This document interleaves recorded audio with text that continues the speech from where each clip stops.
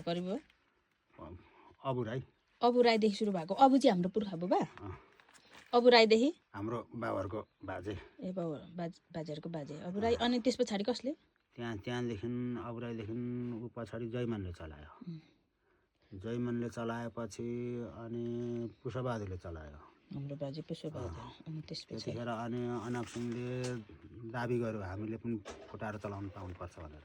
त्यहाँदेखि अनि सकेन बाउकै नाममा सदर भएर आयो ए बाजेकै नाममा त्यहाँदेखि अनि बाजे पछाडि मैले चलाएँ त्यो बेला चाहिँ जिम्मेवाल हुन्थ्यो अरे हजुरहरू अनि यो जिम्मेवालको प्रमाण होइन बाजे अनि जिम्मालको रसिद त चाहिजान्थ्यो नि अनि यस्तो यो कागज अनि जिम्मेवालको रसिद यस्तो अरूले बनायो भने चाहिँ कसरी जान्नु के नाम नम्बर के भन्ने उसको सिग्नेचर छ नि त सिग्नेचर मिल्दैन नि त चिनो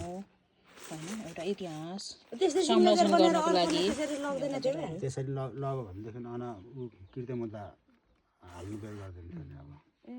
कहाँ हुन्छ त्यसरी मालपोतमा पनि अब गइराखेको त्यतिखेर त जग्गा आर्थिक कारोबार लिनदिन भइरहेको थियो यो कृत्य हो भन्दा ह्यान्डराइटिङ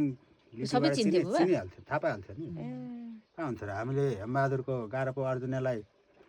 लेख्न लगाएको निरबहादुरले ऊ त मधेस बस्थ्यो अनि उठाउने बेला बेलामा चाहिँ आउँथ्यो कहिलेकाहीँ देब्रे हातले लेख्न देब्रे हातले उसको जस्तो अचर हुन्छ अर्जुनलाई भतिजालाई लेख्न लगाएको लाने बित्तिकै ऊ फर्काइदियो बुवा पुर्नेर त्यो चित्रे खर्दार थियो मालपोतको फर्काइदिइहाल्यो यो त होइन त्यो हेमबहादुर अधिकारीको अक्षर भनी अनि साँच्ची बा